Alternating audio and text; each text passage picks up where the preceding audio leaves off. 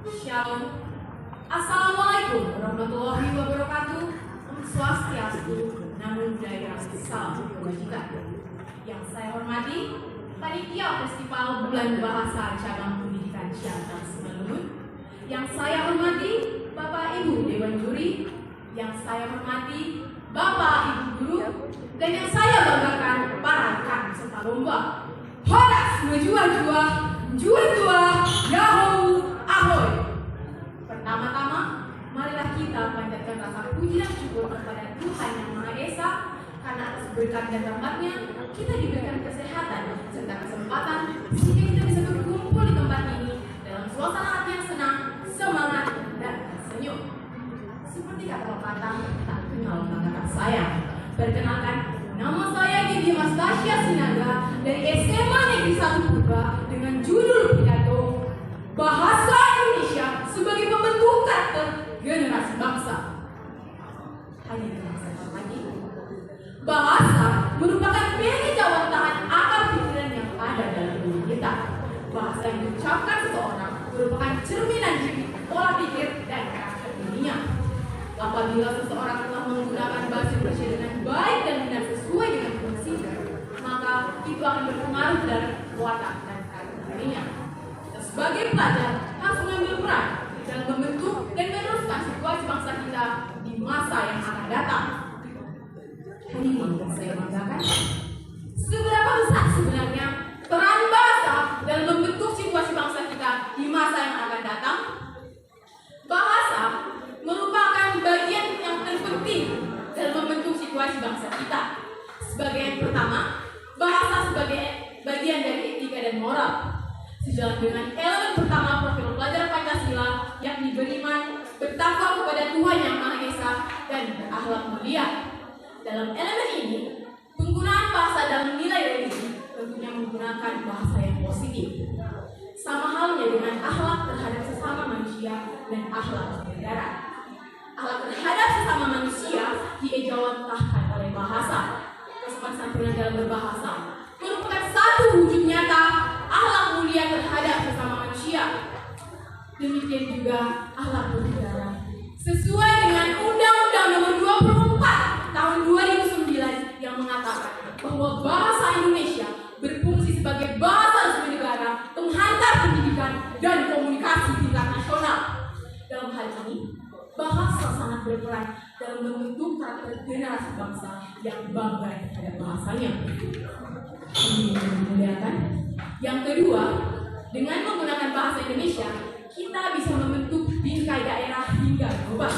Sejalan dengan elemen kedua profil pelajaran Pancasila, yakni berkebinekaan global.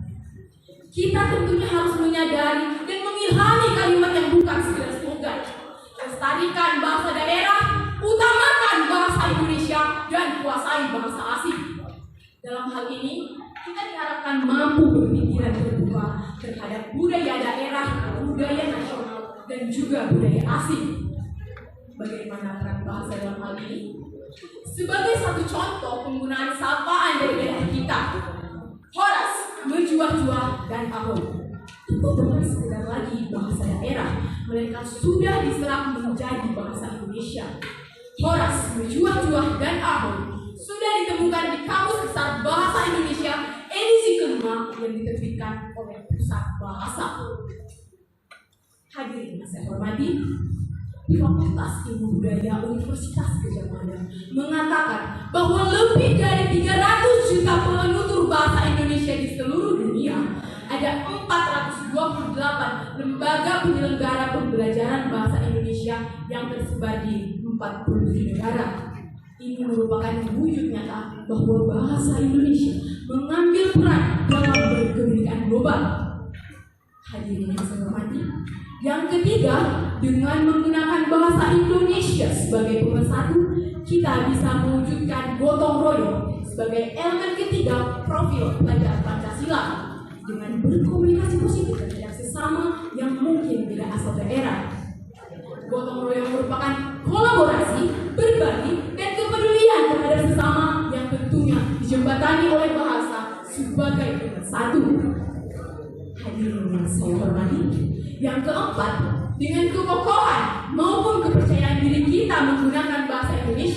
kita bisa menciptakan kemandirian, kreativitas tanpa batas, dan nalar kritis sebagai elemen keempat, kelima, dan keenam profil pelajar Pancasila.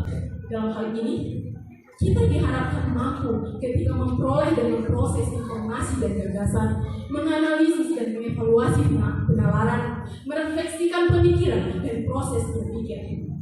Itu adalah jawaban entah dari apa yang kita pikirkan. Hadirin yang saya hormati, hati-hati dengan menggunakan bahasa. Sebagai satu contoh, ketika kita sering mengucapkan kata-kata kotor, maka itu akan menjadi cerminan diri dari karakter kita. Semakin sering kita mengucapkan kata-kata yang tidak sopan, maka akan semakin kuat pula karakter negatif dalam diri kita.